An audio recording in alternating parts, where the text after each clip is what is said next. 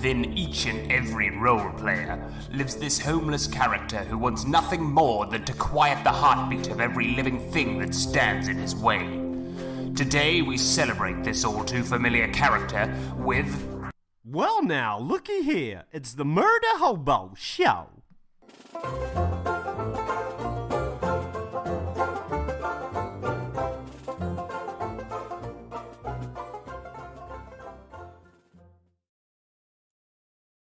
We look like we got her done there, Jay.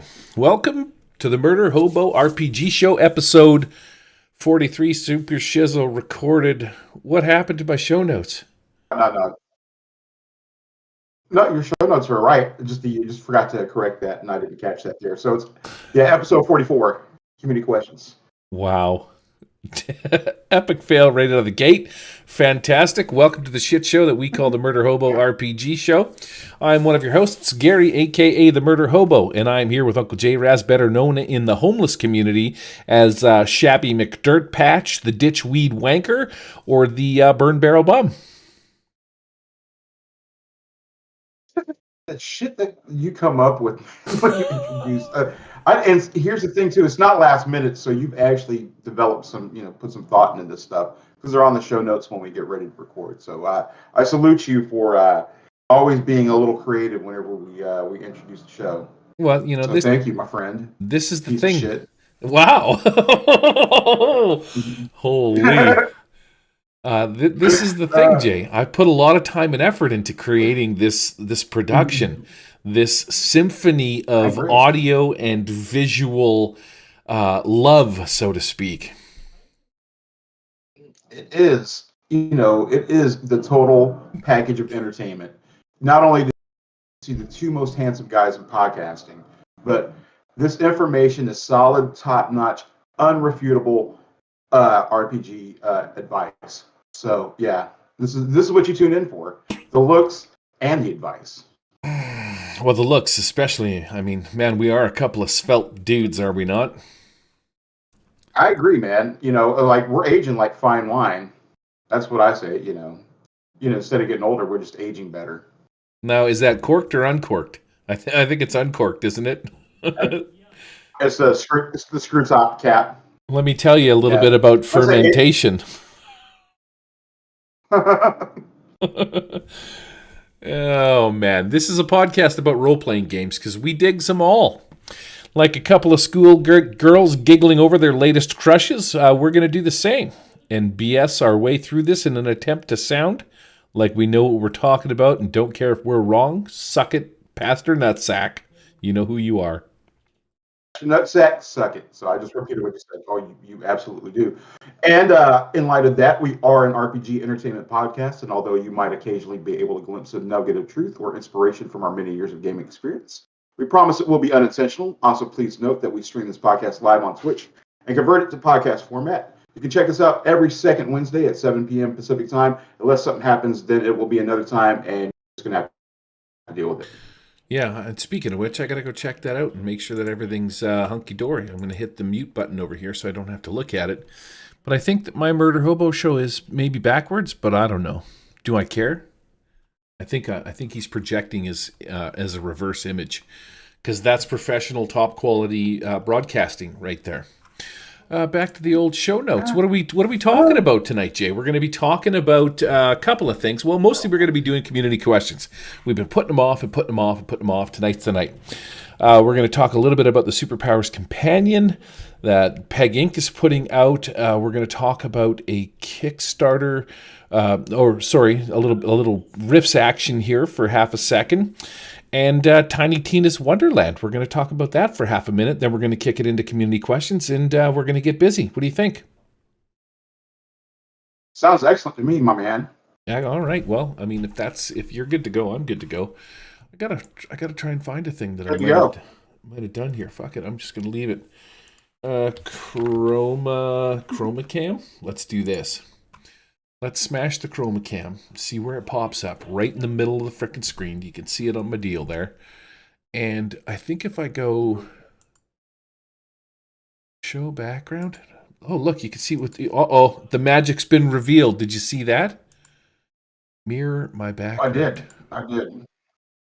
I think that might just fix it. The problem is next time I go to look, it's going to be somewhere else. There Right? you go. Yeah. Okay. Cool. Um. Looks right to me. Okay. Well, whatever. It is what it is. So, where'd you go, Jay? You disappeared. You went black. You went dark. Victor Ali Exo Still here. Commando short stack boob job. What's going on? Yeah, I don't know. But no, I'm still here. All right. What's new and exciting, Jay? What have you been up to? Tell me all about the scene, the RPG Oh, scene in Washington that's State. amazing. Oh, that's amazing, man. And when I got here and I just noticed a bevy of game stores around here. It's funny too because I mean in Nashville where I moved up here from, I'd say there was probably maybe about three game stores, but one that was really like solidly just straight up like solidly RPG where you go buy like minis and stuff. But that place was old as hell. The guy was cranky, and so and it was way the clear and hell and gone like on the other side of town. So I never went out there much. I would just get stuff off Amazon. But now I got a game store within like 5 minutes from my house, along with a weed store. It's pretty great. But not what I found out from talking to some of the owners up here. The biggest gaming city in the U.S. According to them, it's Seattle first, then it's the Portland area second, and that's where I roughly live. Vancouver's a suburb of Portland, and then third is Salt Lake City, in which I'm like, I can see why how that's all possible. It gets cold and rainy and everything like up here in the winter time, so people stay indoors, and they're more apt to do some gaming of that aspect. So that makes sense. So the game, yeah, the scene here is incredible. There's games. Like I said, I can hop over to Portland and check out that stuff too. But as far as what I got going on, man, I finally bought because I couldn't find one to print. You can't find one anywhere.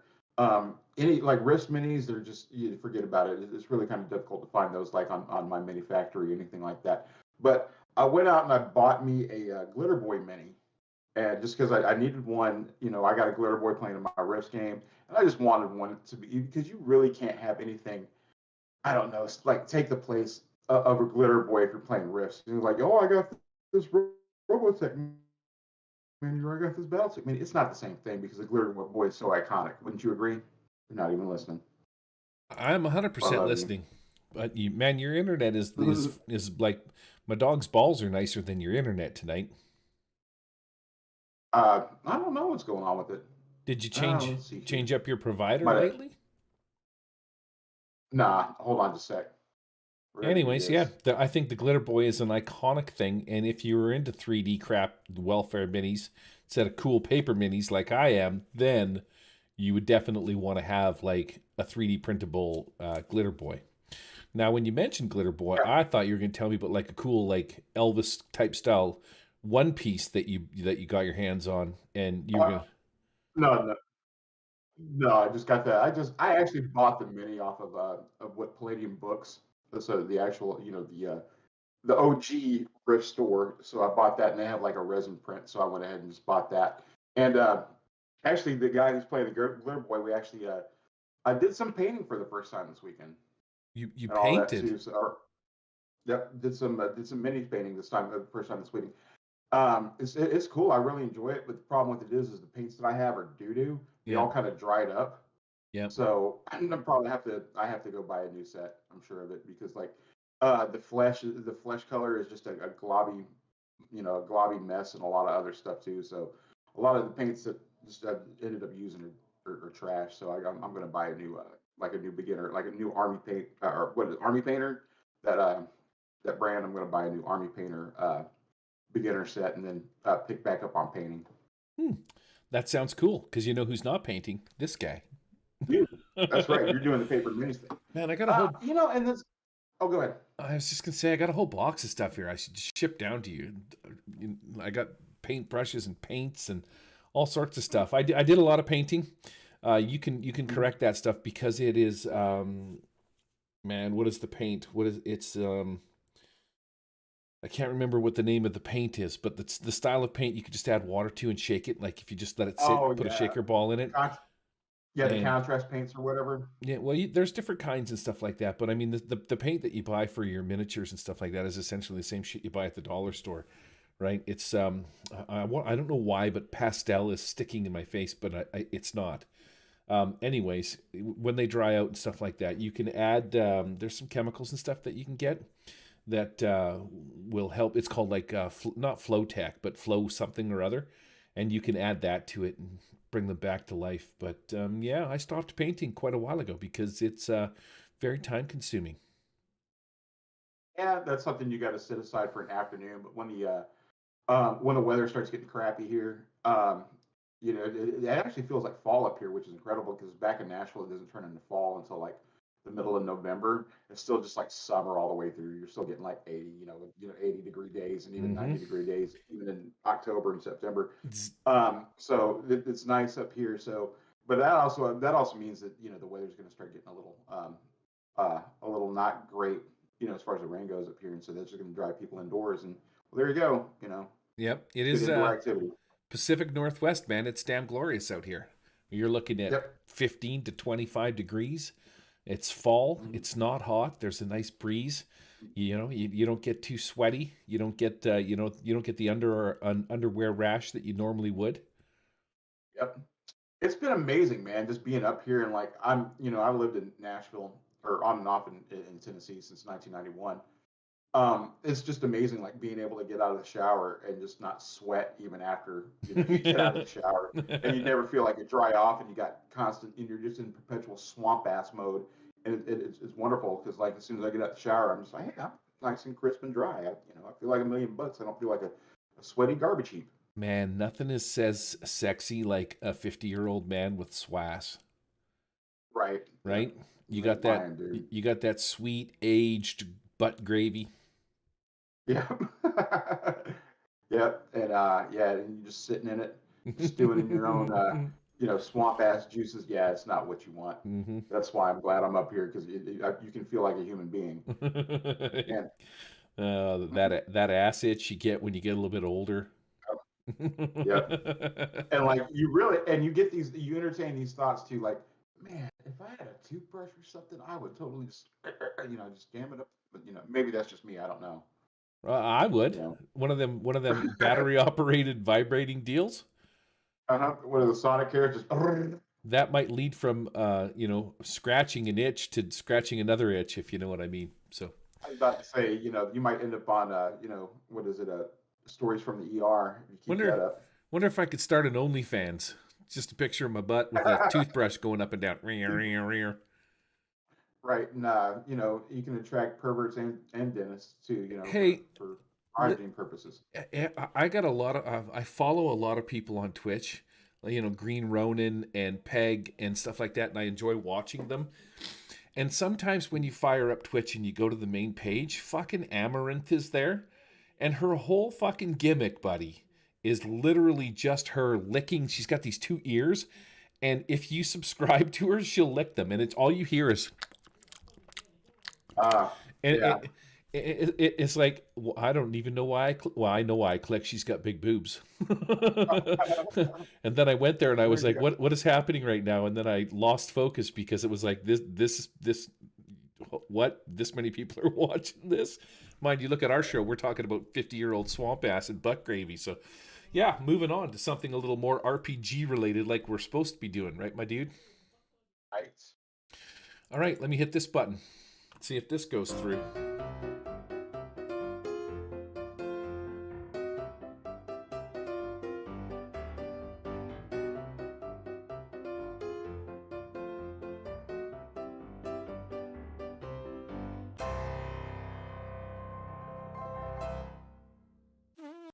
And that's a dry butt right there.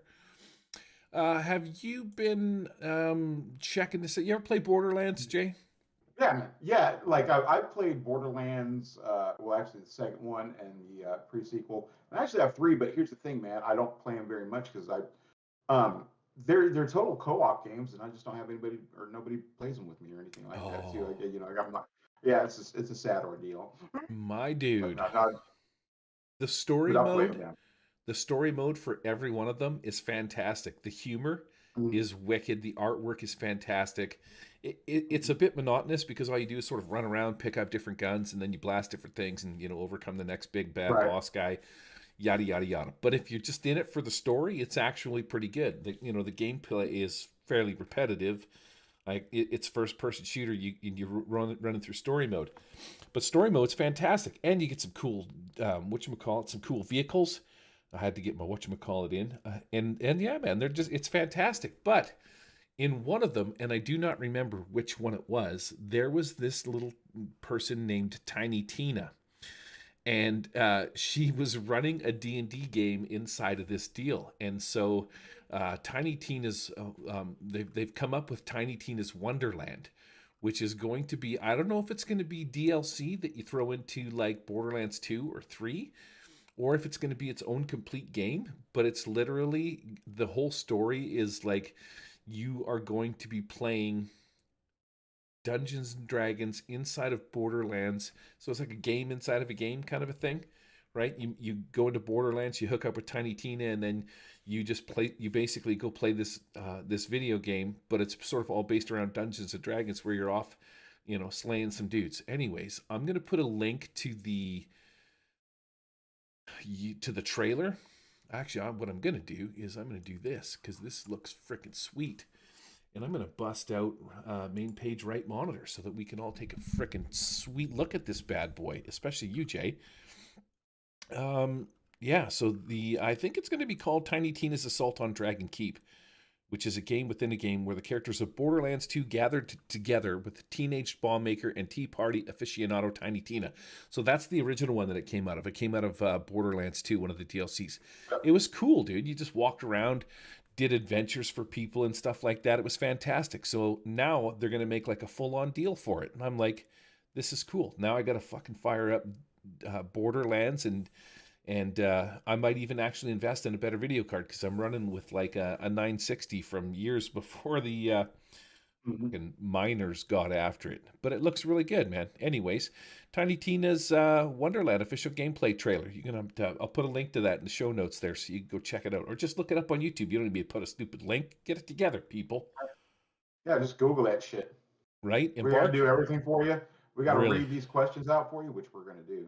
Right. We're going to watch this fucking Twitch stream for you. We're going to watch this stream for you.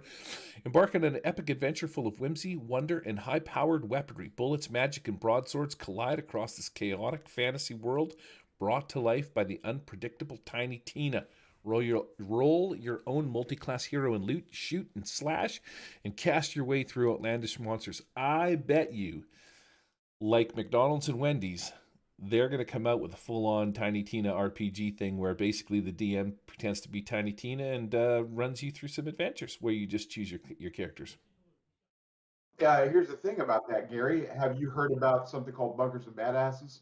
Bunkers and Badasses. Bunkers and Badasses is exactly what that is. It's essentially the Borderlands, RPG. Wow. But you're playing. I mean, you're playing as that's the same game that Tiny Tina is running in the Borderlands game. So who put that out? Kickstarted. And what? Oh, it's that? I said, who put that out?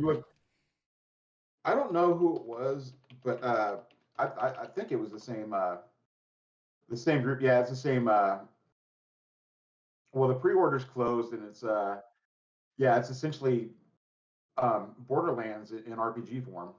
And so, but like my niece's boyfriend had already, I think he pre-ordered this like last year sometime, and so now they're just waiting for everything to ship.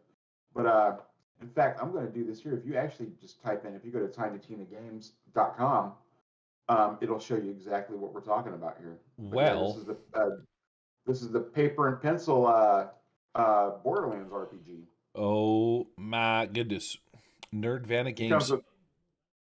It comes with minis. It comes with little game master screen. It comes with its own little dice, and it's got like different. It's got like loot cards, so you'll get a kick out of that. And it's also got it's funny too because you got actual minis for 3D or like resin minis for the Vault Hunters. But then you got the cardboard pawns for the enemies. So I'm like, hey, that's cool. That's sweet, dude. I'm on board with that. I'm on board with that all day long. That's pretty cool. Not like I remember Jason, that's my niece's boyfriend, talking to me about this, and I was like, yeah, that's something, that's something I'd definitely check out. And I was kind of hoping he would have got it before I moved, but unfortunately he didn't. I guess because things are backed up in China and whatnot. But yeah, I thought that was pretty sweet, where you can actually make your own Vault Hunter and you can play. That's essentially the Borderlands, their RPG, Bunkers and Badasses. Wow, that's actually pretty cool. I was not even where was I last year when this came out, and why have I not heard about it? You know why? Because I don't No, play fucking video games. That's why. yeah, exactly. Like you're not juiced into the video game world. I mean, you'll catch something on the periphery, but not, you're not reading shit all day long about it. Right, I gotta shoot over again to this bitch. Uh, Pinnacle, man, they are doing so fucking good. It's crazy. It's like they're what do they call it? I better do this correctly and not call it a Kickstarter, otherwise Matt Stark will fucking lose his fucking mind on me again. But their Game Changer, what's it at now? $78,830. yeah, Check. U.S. So that's probably a million Canadian. Right, like it's literally you can almost like buy a house up here for that kind of money. The cool Mm-hmm. part about that is, guess what we get now? If we scooch down to the bottom and we look at what's going on here, so we're going to get the adventure deck cards. We're going to get the set of 6 cosmic level archetype cards. Those are actually pretty sweet. And it's almost there. All right, people. We need another, what do we got to get to? I'm scooching here. So we need another 2,000. And then we're going to get a box set to throw all this shit in. I think that's pretty damn good. I I thought, agree. So yeah, no, I just happened to look up a little U.S. to Canadian dollar. So yeah, that's close to 100,000 Canadian that yeah, they're that crazy they've for generated. that's awesome. Yeah, Especially on their own site, which is freaking yeah. fantastic. Um, Well, did you back into the what the game on tabletop stuff, like the ETU, like study abroad, and no, the flashboard and Winds of Mongo? I want to say that what they did over there in game on tabletop, and it's virtually the same thing too as booster packs. Even though I think this book's a little the companion book's a little bit bigger than the add-on stuff for flashboard and ETU. But I want to say that this did as well as both of those did. I remember why I wanted to talk to you about this, because there is a deal on Peg Inc. site somewhere where they talk about something that they're adding into the to the companion, which is vehicles. And I wanted to get your take on the vehicles, the Batmobile, the Invisijet, all of that Yeah, kind of a stuff's going to be fantastic. tossed in here. That's going to be wicked, dude. I get a kick out of that too because and just reading along too, they say the brand new power starts. So you essentially create this like you do a hero or whoever you're playing in Savage Worlds. So you get like a stock frame and then you add like superpowers or in the form of different modifiers or something like that too. So you can essentially create like superpower motorcycles and ATVs. I would love to create like just a big ass like superpowered like Winnebago. You know, A fucking super powered food truck makes poutine. Let's get her done. oh, oh yeah, that'll work too. There you go. And then, food truck by day, crime fighting, utility vehicle at night that turns Right? into a fucking jet. That's Man. yeah, that's what I'm talking about. No, that's fun stuff right there. Yeah, they're really. I gotta say, man, I already love supers, and I was already gonna back this one way or the other. But like the more that they're adding to it, man, the more that I'm really digging. I'm really getting a kick out of it. Oh, Because I think they're touching on a lot of stuff too that people have been wanting for a while, and now they're starting to realize, I'm like, okay, now we're able to incorporate all this cool stuff like having superpowered vehicles and because yeah, that's just cool stuff, man. Because you could have like a friggin' imagine like superpowered like vehicle combat, which best way to do that. What's the best way to do that, Gary? You run a chase, right? damn, Skippy! Did you see my sweet chase scene that I threw up on the deal there? I did, man. I did, and people were actually raving about it. In fact, I was going to ask you about your Iron Gate game, man. How that was going, really quick. It's going well. I did a boo boo, Jay, and we should probably talk about it in community questions, because one of the things that you're not supposed to do to people when you're playing RPGs is railroad them. And I did a thing where I railroaded them, like literally Hmm. railroaded them. Like they wanted to have a chat with the Null Void gang, And I was like, I just kept hinting that maybe they should run away. And then it just got to the point where I'm like, listen, I wanted to run a chase scene. Can you guys just run for it? Right? There was no. And so, yeah. I knew right away that I was being a game master about the whole deal. And then the next day, I was overwhelmed with guilt. I felt so bad about doing that because that is a thing that we talk about all the time that you should not be doing. I should have been prepared for it. And if I maybe I was rusty, maybe I haven't played Savage Worlds in some time because I was doing ICRPG. I don't know what happened. I buckled. My knees went weak. I went down. I got slapped in the face by a giant, RPG dong, and I just saw stars. Got your head rattled, man, because you did a boo boo. It rattled me, and then I felt so bad about it the next day that I actually apologized to Vay. I'm like, I literally did not mean to do that. But what if you're playing? Let's see what Indigo Dragon has to say. But what if you're playing Horror on the Orient Express? Do you just throw the players off the train if they don't want to be railroaded? That's what I do. Yep. Just toss them off the train. It was bad. Yep, dunsies. So it was not cool. I failed. No, I get. Maybe that was a little bit of the the pregame, or just the getting into the whole the rhythm of it, sort of jitters or whatever. You're like, oh, okay, let's do this then. But nah, man, don't beat yourself up too bad. As long as everybody had fun, that's the deal. And in fact, let me see here in my Rifts game, I got a chase coming up too, so I'm actually looking forward to that. I actually like running chases quite a bit, and just as long as I make sure that everybody's on the same page. Whoa! I'm going to move this over here. Sorry, Jay.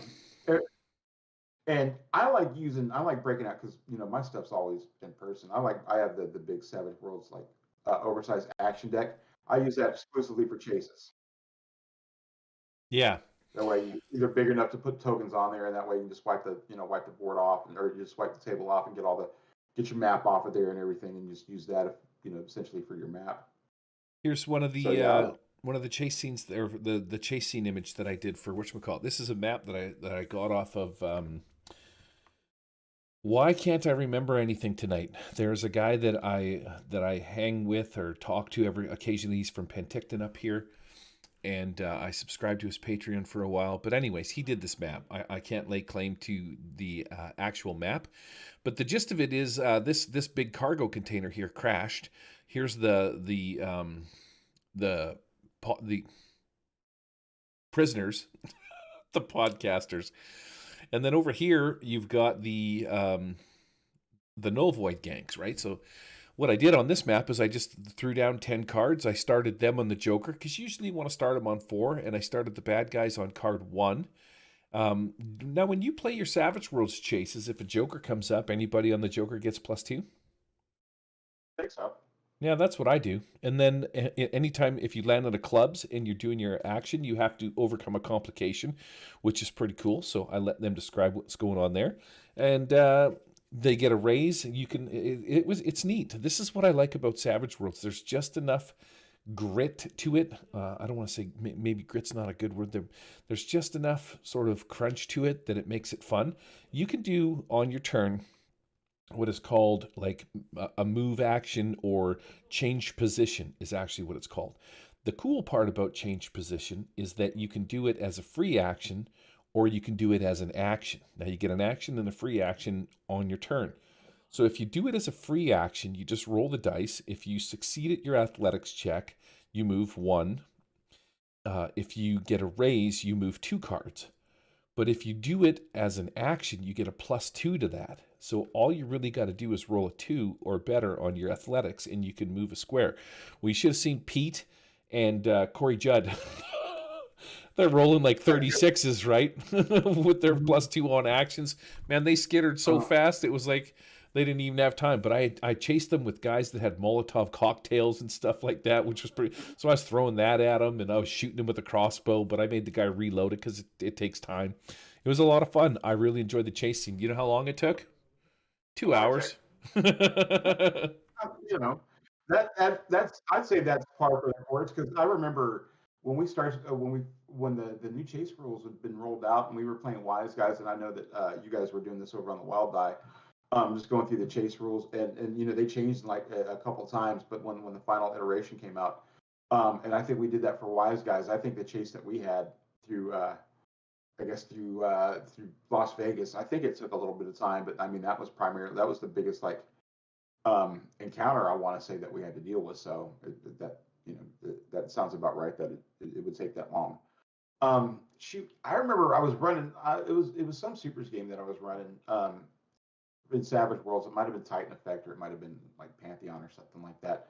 I remember running a chase, and here's the thing: like I cannot impress upon you enough. Like if you're doing a chase, like make sure if somebody's doing a ranged attack, make sure that you apply all the modifiers and everything. Like -2 if it's in medium range, and -4 if it's in long range, and also too size and scale and size modifiers count too. Because I want to say we were running the chase, and I think what it was that like they were trying to attack this robot, and the robot's head like it turned into like a little drone, so it was going to fly off and and report what was going on back to its I guess its master or something like that. And so they had a little chase where they had to chase like the little robot head before it took off. And I think as my nephew Matthew was like, well, I'm just going to try to shoot it, and I was like, all right, go ahead. That's a -8. He was like, well, why is it -8? I'm like, well, the thing is tiny, so that's a -4. You're in long range, so that's another -4. So he was like, you could see the look of just utter disappointment on his face because he thought he was just going to cheap shot it. And I'm like, yeah, you can go ahead and do that at a -8. So just remember that. Remember to factor all that stuff in. Yeah, it makes a big difference. It's very important. Here's, I got to quickly pull this up. It's probably going to go to full screen, screw my shit up. But wait a second. Where'd you go to, mister? See if I can't double click on that again and find out where it went, because it's not over there. Here's my Meet the Players card. You got the Orax, which is Corey's. He's Gordon from Dodgeball. But because he's an Orax, I gave him 4 eyes. I don't know if you can see that or not. I should probably zoom in on that a little bit. Check it out. Mm-hmm. Huh? That's the kind of game master I am. I actually took the time to make him a miniature that had 4 eyes because Oraxes have multiple eyes. And it's Gordon's head twice. One's cut on top of the other.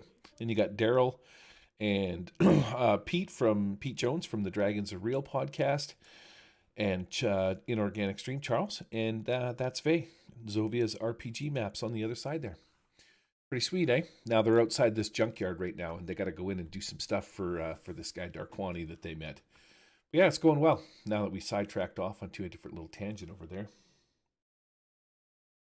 Oh, we were going to talk about that too. I wanted to ask you about that anyway.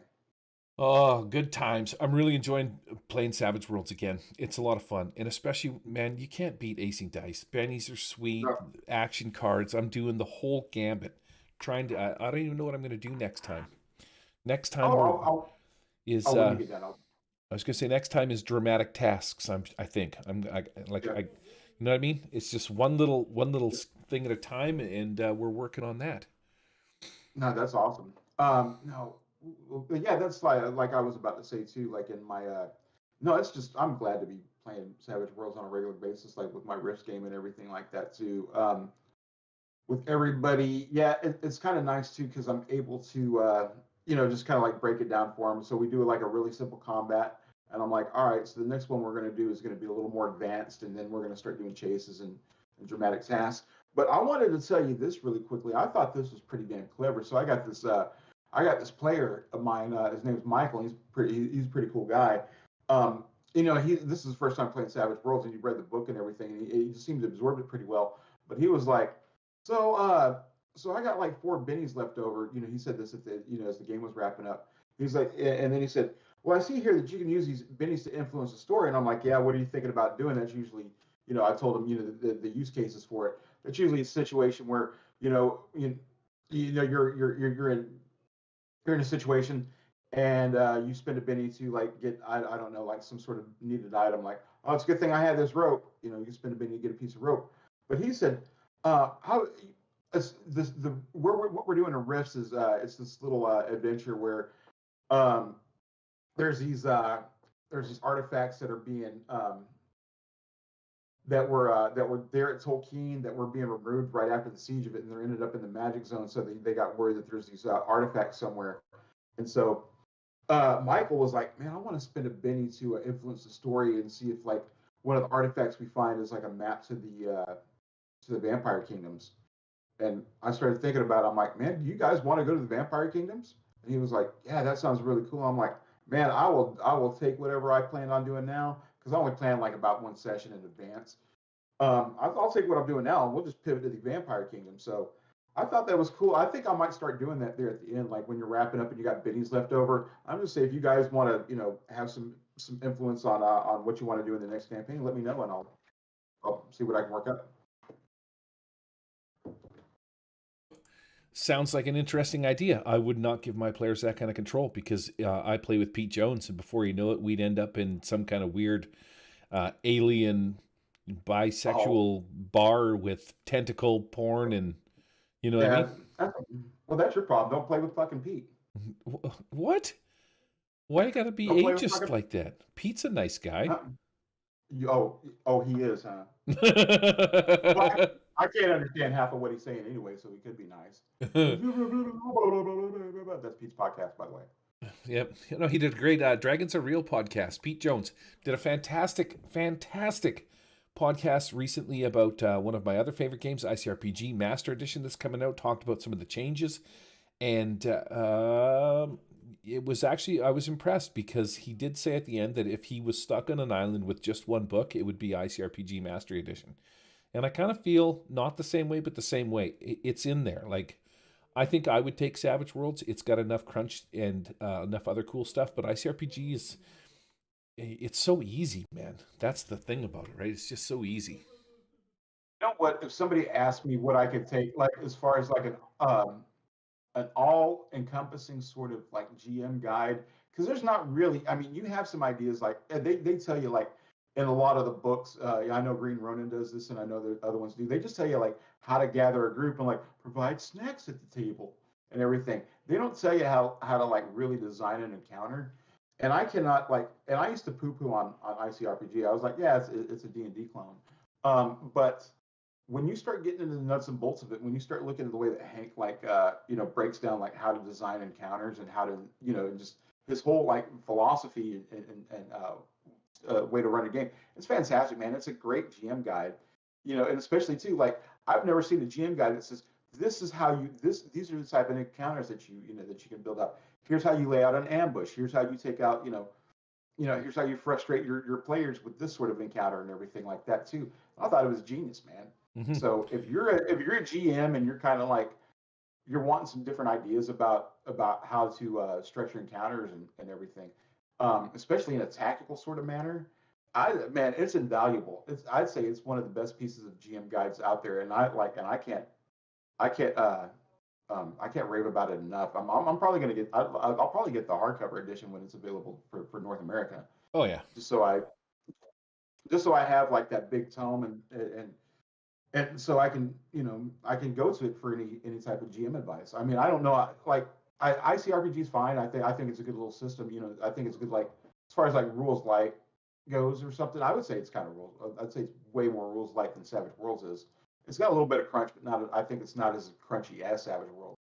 This But is, it's the GM guide is invaluable though. yeah, this is the thing. If I was out in the wilderness and I didn't have an RPG book with me to reference, I could play ICRPG. It's that simple without a book. I could create a monster inside of it and give it a couple of talents and skills. But the concept of it, just using the 6 attributes, is it's so universal and so easy to understand. And making characters like you know what I mean, a couple of pieces of armor, because it doesn't matter what it is, if it's a crossbow, a sword, a dagger, whatever, they all do d6. You're casting spells, it's magic, it's a d10. If it's a energy weapon, it's a d8. It's that kind of simplicity. But as far as like for dungeon masters go, I find a lot of times, and I know I've done this a gazillion times, when you get into an RP or into a combat session, if you're going theater of the mind, a lot of the times it's just I hit him, I shoot him. You know what I mean? You don't put into the actual combat things like the environment. And that's what's really cool about ICRPG in his GM's note section is he's like, here's a pinch point, try this. Maybe like a reverse hook. They got to get around the corner and they're shooting back, but there's like a goblin army on the other side. Put them on the other side of a crevasse or a crevice or whatever. Like just things like that. You're like, oh man, that would have made this encounter so much better had they had to figure out how to get across. All the melee guys are like, building ladders, looking for sticks, trying long jumps, doing a thing before they actually get to do any freaking combat, right? So, Mhm. man, Yeah, yeah, no, it's fantastic, and I'm gonna pick that up when it comes out. So yeah, I'll have to listen to old Pete's podcast if he raves about it. it's good. His Um, podcast will tell you about the differences in some of the changes and stuff like that. I really wish he would have left in small and hill folk, small folk and hill folk. I see no reason why to take them out. That's his canon and stuff like that. But as far as races and stuff go, the hill folk were cool. You could play like almost like a giantkin kind of a guy, 12 feet tall, lumbering kind of, you know. But he put in goblins and a few other things and changed some other stuff. But fantastic uh, book. I, I'd add him back. I'd add in like the giant Ken or whatever. I'd add him back if I was doing some shit like that. Um, Man, you know what? You know what I'm man, this is gonna turn into like just ask Gary and Uncle Jay questions. But here's the thing though, this is kind of what I want to do anyway. There's a couple questions I wanted to ask you, like as far as like Game Master goes. In fact, I'm gonna do that really quickly. Um, Let me ask you this, my man, and this is something I've been thinking about for a while. And I go through games that I've run in my head. I'm that much of a dork. And you just want to improve upon like what can I do to make this better? What can I do to make this more challenging? Um, Let me ask you this: when do you, as a GM, decide to roll initiative or a call for initiative? The second that the conflict becomes unnegotiable, if that makes sense. Like, I never draw initiative. I'm going to let the players go around and I'm going to let them talk to the party. They're going to try and negotiate if that's what they want. But the second the player pulls out a um, a weapon or does an attack, Mhm. Right. initiative starts the second that you need to resolve conflict that should be done via the dice instead of just saying you do a thing. And Right. Savage Worlds, I think, handles that fantastically, because if you say I'm going to pull out a gun and start shooting, I'm going to give all the other guys an attempt to make an agility check to see if they actually get it. Who gets to go and stuff like that. You're not just pulling your gun out. There's a mechanic for it in Savage Worlds that's really cool. But as soon Got a as it's surprise. right, as soon as you need to resolve a conflict, that is when the initiative comes out. So you can't just pull out your gun and say I shoot the guy dead. Yep, that's what That's I started thinking about that too because I remember playing with former with the bulk of a lot of the stuff that I used to run before was with my family, my sister and her kids and their friends and stuff. And I just remember I think we were running a game and I think what it was, and this was my bad. A lot of times I get frustrated with them because we'd start a combat scenario and I'd be like, all right, what are you guys going to do? And then I would just let them do it, it's like a free action, and then they end up wiping out the whole friggin' all the mobs and stuff. I'm like, man, this doesn't work right. I just say, all right, what are you going to do? And like Matthew would say, oh, I'm going to go ahead and throw a firebomb and just blow everybody up, and I would be like, all right, roll for damage, and I'm like, I start thinking about it. I'm like, man, that's stupid. Why am I doing it like that? And that's why everything is jacked up. But no, like I just went back and reevaluated. I'm like, as soon as a dude says anything hostile or anything like a hostile reaction, that's when I draw. And also, too, you're not guaranteed to hit somebody too when you want to do something anyway, because you know what, those troops might be faster than you. And I yeah. think I think they were having a lot of problems with that. But then I'm like, that's how it should work. You don't get a free action or you don't get a free turn to just do something and not have somebody react. hmm Yeah, that's the thing. As soon as they draw a weapon or make an aggressive move, like he pulls out his gun, he gets ready to fire. Well, so the other guy's doing the same thing. You don't just get to Yeah. blast him, have at her, and then go ahead of him the next round. Like we're gonna do an agility check to see who gets to go first. Maybe flip Mhm. some cards. Maybe we paper rock scissors, or I tell him to open his Mhm. mouth as I throw a Cheeto in his, and if he catches it, he can go. Right? There you go. You There's gotta, the many factors. right. Yeah, that sort of thing. And yeah, I remember having some arguments about that too. I'm like, dude, you don't get a free action just because you decided it too. Like everybody, I mean, this is you deciding to do that is what's going to cause us to start initiative. You're getting ready to throw that Molotov cocktail or that firebomb or whatever. These troops that are coming in. I think we were playing Titan Effect or something. And like these heavily armed commandos that are coming in here who have dealt with, who deal with this shit on a daily basis are going to see exactly what's going on, and they're going to see a firebomb being flung at them. What do you think they're going to do? They're going to shoot for that, or they're going to try to evade. You don't just get to blow up people just because you want to. I think a lot of the times too, when you're about to get into combat, like let's take fantasy for example. You're on your horse and you're riding down a trail. A bunch of bandits pop out in front of you, and you may want to negotiate with them, but I don't think the bandits are going to pop out without their weapons drawn already. So, do you know what I mean? Like they're not just going to be standing there with their guns holstered. They're out and ready to go. So, Yep. yeah, As soon as that happens, that's when you're going to go ahead and draw initiative. that's when I start blasting some fools. Yep. What else was I going to say? There's something, I had another, I just wanted to run something by you real quick as far as that goes. But yeah, well, shoot, I'll think about it again. But no, that was something I just wanted to know, like, in general, just from GM to GM, like, when do you throw down initiative? And I think we agree with that. Whenever the players decide to do a hostile action or attempt anything that's going to require dice, then yeah, that's when, you know. And also too, that reminds me of a time we were playing Deadlands Lost Colony, and one of the players, and I was actually playing with my other group. That was the good group. But Ooh.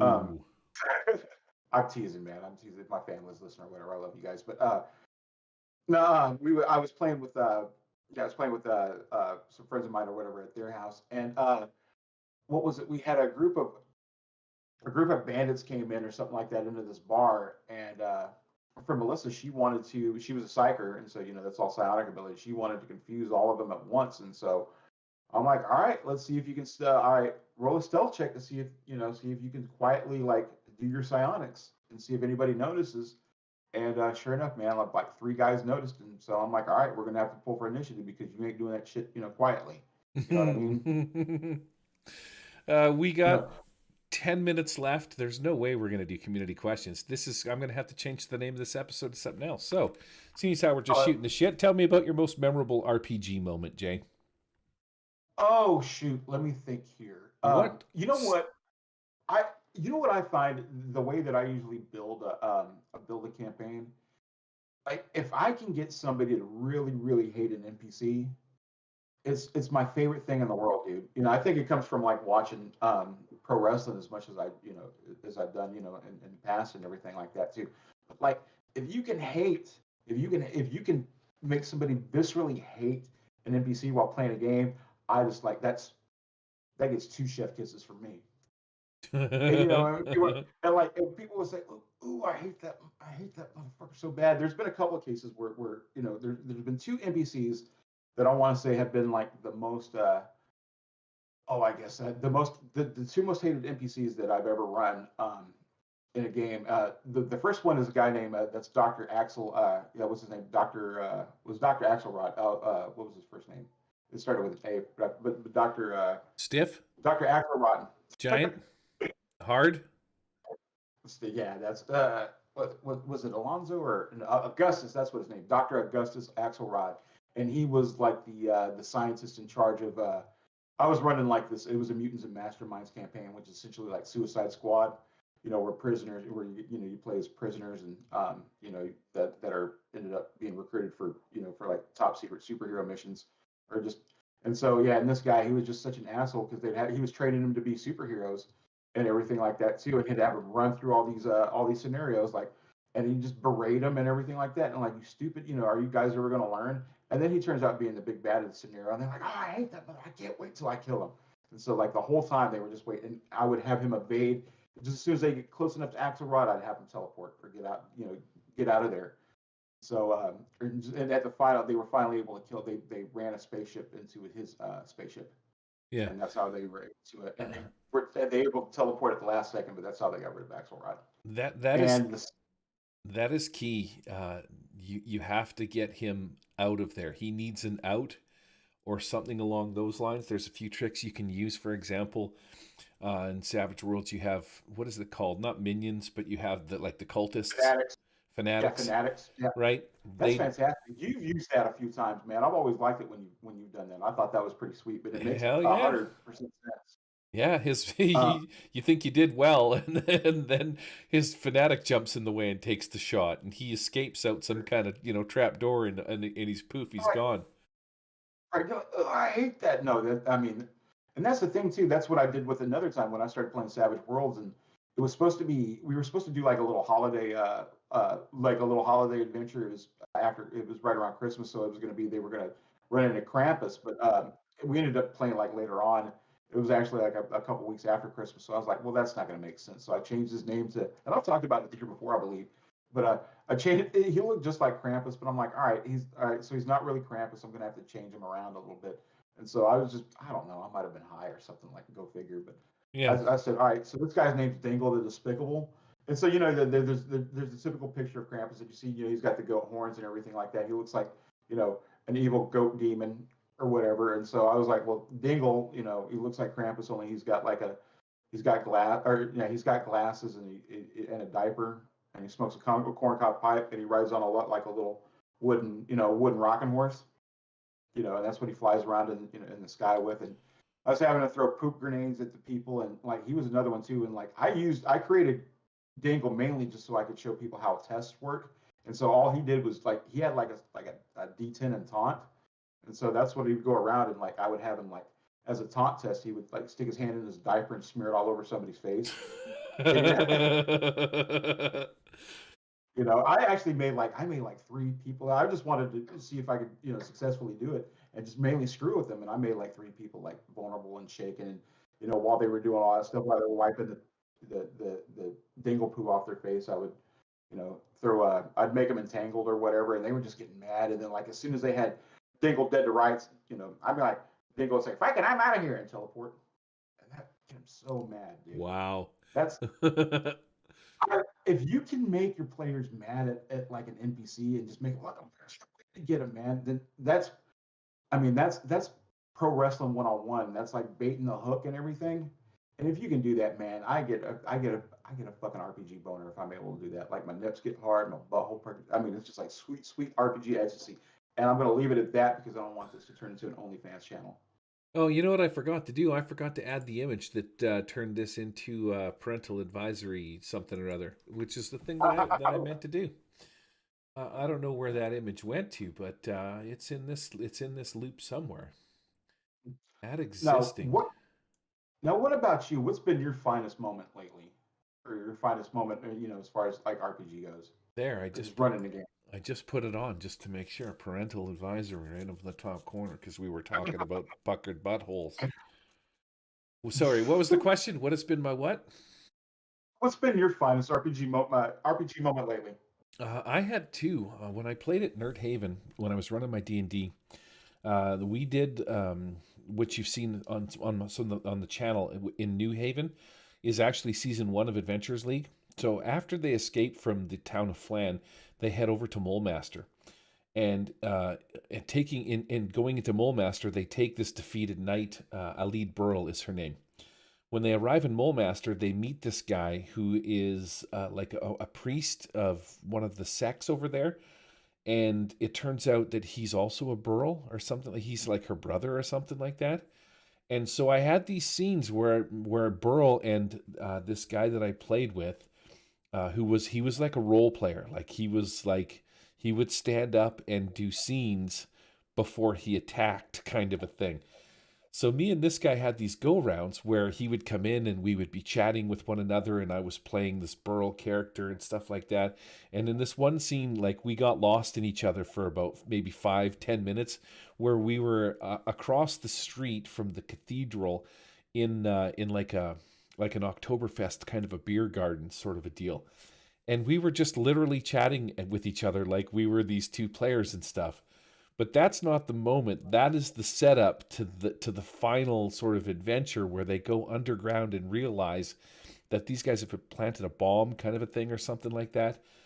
And Burl turns out to be the bad guy. Michael is the guy that I was playing with.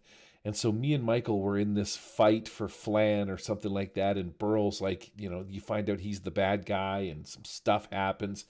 But I set it up that him and Michael and Burl were best friends, and then I turned on him, and at the last minute, before I stabbed him right in the heart because I was just about to kill him, I had this moment with him where I was like, "I'm sorry, friend. Perhaps in another life we could have been mates, but this has to end this way." And then I looked Michael right in the eyes, and I just like, ugh. They were all dying anyways. It was really cool. That was one of them. The other one I had that was fantastic was playing 50 Fathoms with Brittany. Brittany Jackson, and she Ice played. Queen. I remember her. She played the pirate Jackson, because they all used their original names. In my 50 Fathoms campaign, I had everybody come in as themselves, and they played themselves until they died, and then they could play whatever, right? But with Brittany, we had this one scene where she was trying to like sort of sexually manipulate this guy, and every time I tried to make advances as the opposite pirate, she would do this little like skirt dance out of the way, and she'd be like, "Oh, I'm going to go over here and I'm going to, do this thing," and but she kept trying to entice him, and he's drinking. And yeah, it was really cool. It was pretty interesting because we had this sort of encounter with one another, this role play session where I was not being sexually aggressive with her, but she was sort of teasing me in order to manipulate me, and then she ended up sort of, I don't know if she killed him or if she drugged him, but somehow she ended up getting his ship out of the deal, which was pretty cool.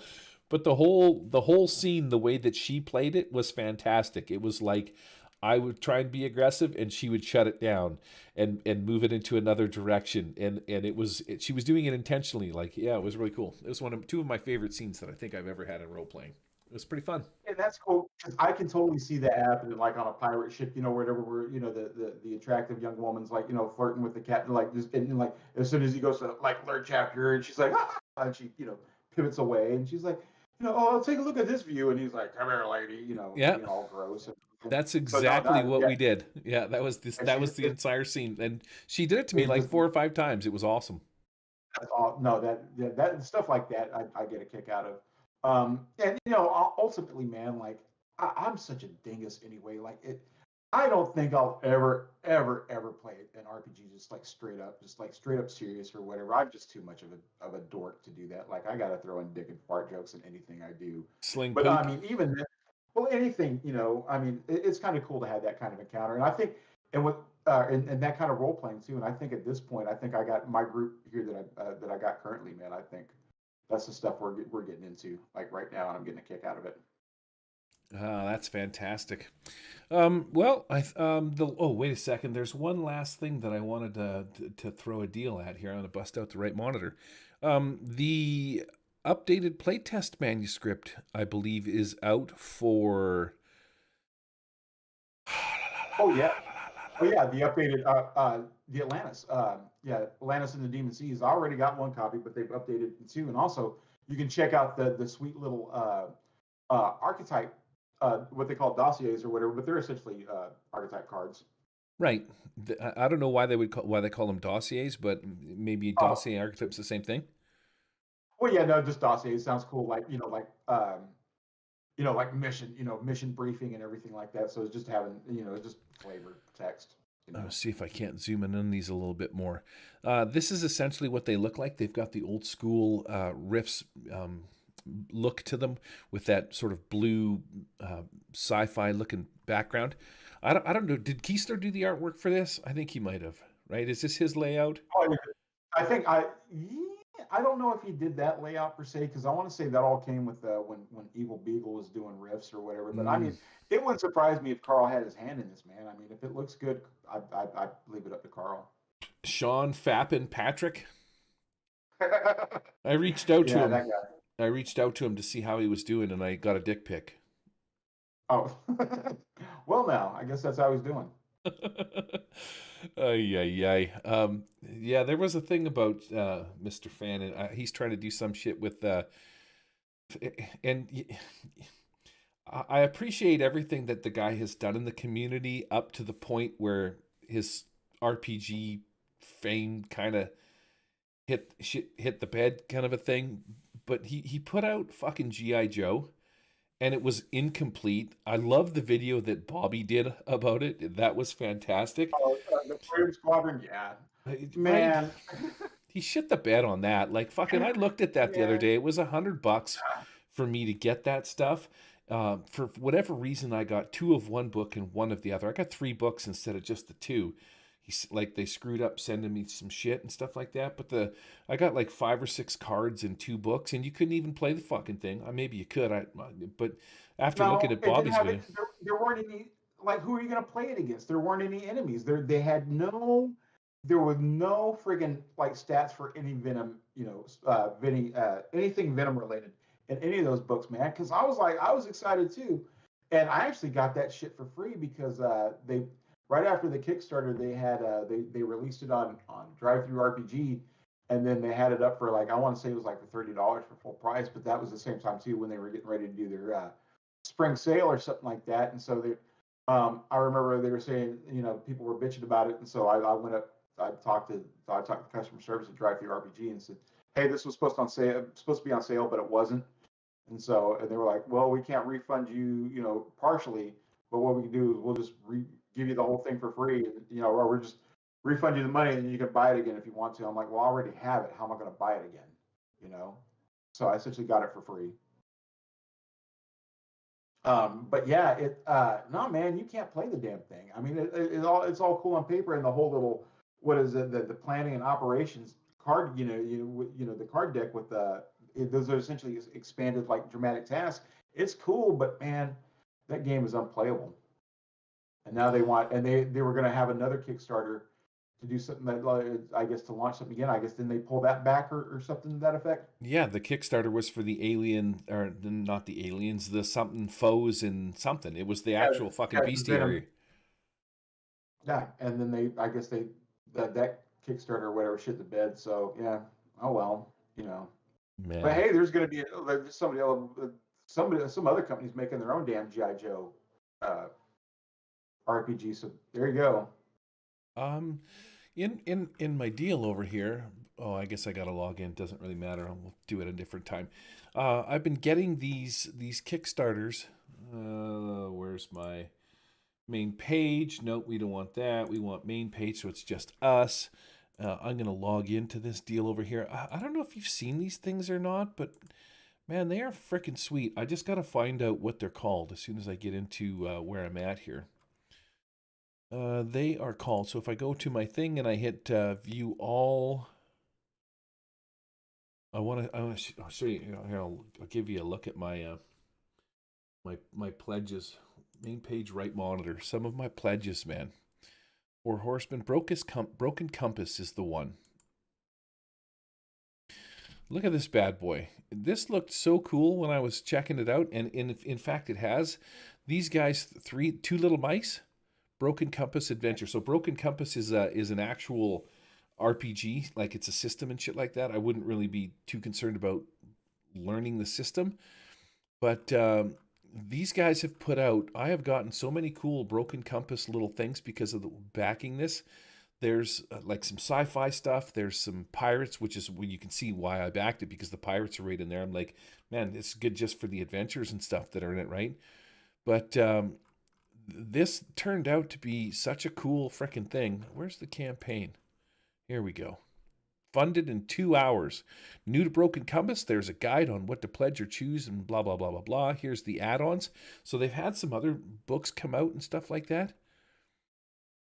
I don't know how much I'm going to be able to get into this one, but you can see there's like Golden Age, the Jolly Rogers. There's some other stuff. There's like a sci-fi one and then some fantasy kind of a deal. They got a bunch of different dice and different things, but yeah, it was pretty sweet. I started reading some of them. The artwork is fantastic. Look at that bad boy, man! For the quick start, here's the games. So you got like Indiana Jones, Temple of Doom stuff that you can play through it. The settings: Golden Age Season 1. You've got Jolly Roger Season 2 and Voyages Extraordinaire in Season 3. This reminds me of this movie. I can't remember what the guy's name was with the long freaking goatee and shit like that. But yeah, man, this if this comes out again, I'll keep you posted because they'll probably do a season 4 and release some other stuff. But this was wicked cool. Like some of the stuff that I got is just like the adventure seeds are there. It's fantastic.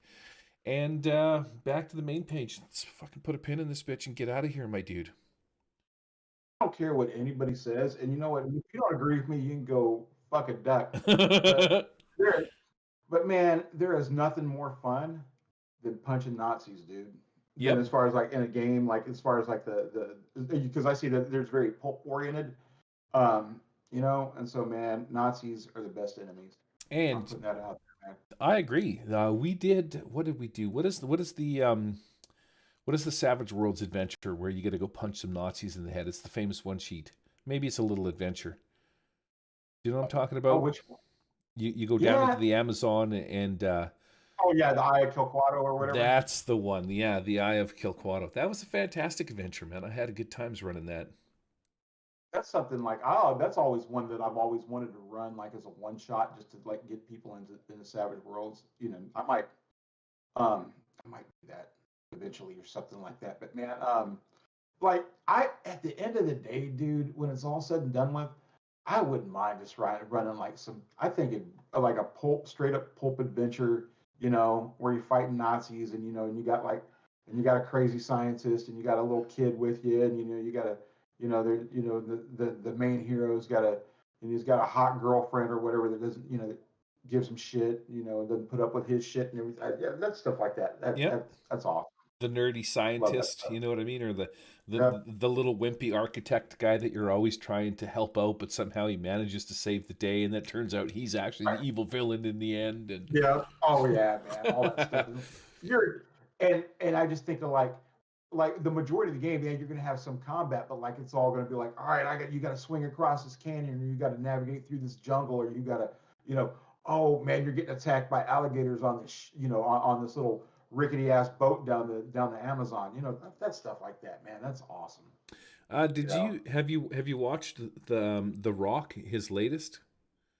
Oh, Jungle Cruise? No, that's exactly what I had in my mind, man. As far as like a game that I would like to check out, but I think it's on if it's on Disney Plus, I might have to check it out. But I haven't Oh, watched it yet. No. it's really good. I won't spoil it for you, but it's exactly what you're talking. It is full on like Indiana Jones, Amazon, daring tales of adventure. It is top notch. Um, what about Why the Last Man? And oh crap, I have all of those graphic novels, man, and I haven't watched the show yet. And I was going to tell my wife about it, but I think we might watch it tomorrow. But I'm really I clean forgot all about that because I've read the entire comic book. I have the whole run here in my closet back here. It's fantastic, man. I love that comic book. Just stopping in. Hey, Tally Darkstar, builder of worlds. Thanks for stopping in and saying hey. Jay, have you seen the What If comics? Oh yeah, man. In fact, I really get a. In fact, yeah, there's a new episode today I need to watch. But Tony Stark. yeah, I man. watched it. It's good. Oh, there no one. I'll have to check it out. Yeah, I haven't watched it yet, so I'll have to do that after I get done with here. No, man, the What If comics are amazing. In fact, uh, if there was a what I'd like to do one of these days, if I ever get around to it, is I would like to have like run it like a long term supers campaign, and like more like Necessary Evil than anything else. I like the whole idea of the bad guy, the players being bad guys that are trying to at least redeem themselves, in some fashion. But yeah, I think um, but yeah, that's something I would really like to see like factored into or like when I have the established universe set up. That'd be cool, like have a run shot, like instead of like what happened on this adventure, like what if this character was the main bad guy instead of something like that, and you just do a one shot based in those universes, I and you think, can do like a what if style. See yeah. what I'm talking about? Yep. I think my favorite What If is the what if T'Challa became the Star Lord. That was That awesome. was a good one. That was a good one. I really like the Doctor Strange one. I thought was awesome too because that just showcased like how powerful Doctor Strange could really be if he wanted to, if he really wanted to, take charge and be able to manipulate time that badly. That's exactly what he'd be able to do. No, Doctor Strange is didn't powerful, man. didn't he get bitch slapped by the Watcher in the end of that? He might have, man, but the Watcher's a big dude. He, Yeah. he, he lives. Cool. Outro bedliner. Here we go. Let's do it.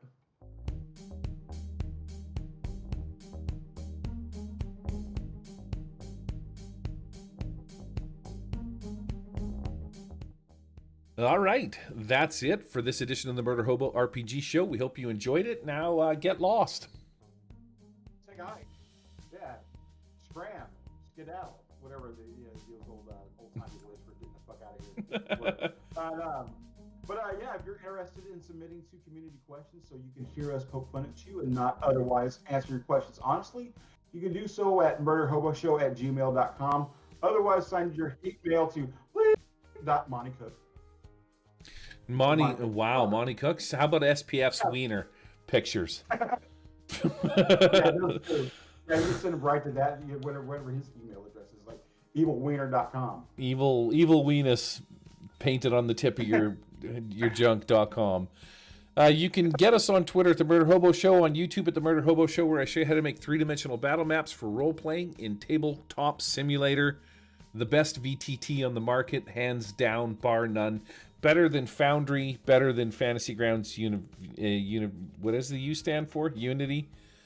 Better than Owlbear, better than Runehammer VTT.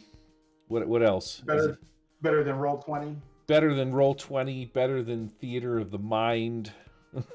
better than Dick Slap. What's the other one? I don't know. Dirty Skunk. You can watch me do this live on Twitch never, because I've never done it, but be warned, there isn't a set time. It's fucking random. One of these days I'll get around to it, and like I said last time, the problem is that I usually build shit for the games I'm about to play, and I don't want my players to see it. I need to come up with a better thing and do a different way. Quit asking him to reveal his stuff for his games, man. You all demand too much out of Gary. Tired of that shit. But yeah, you can find the things we discussed at the show in the show notes, organized by most recent at the top, over at murderhoboshow.podbean.com. Thanks for listening. Be sure to tune in next time. We will have another action-packed show where we will talk about things we know little to nothing about and sound like robots doing it. Have a great gaming week. We are out of here. Say goodbye, Uncle Jay. Bye. Adios. Go fuck yourself. Wow! The Murder Hobo RPG show is not affiliated with or endorsed by any companies mentioned on this show. Any of the products mentioned on our show or that appear on our website are the property and copyright of the respected owners. All items are used under fair use for educational and review purposes. All other items are the intellectual property of the Murder Hobo RPG show. Copyright 2021. All rights reserved.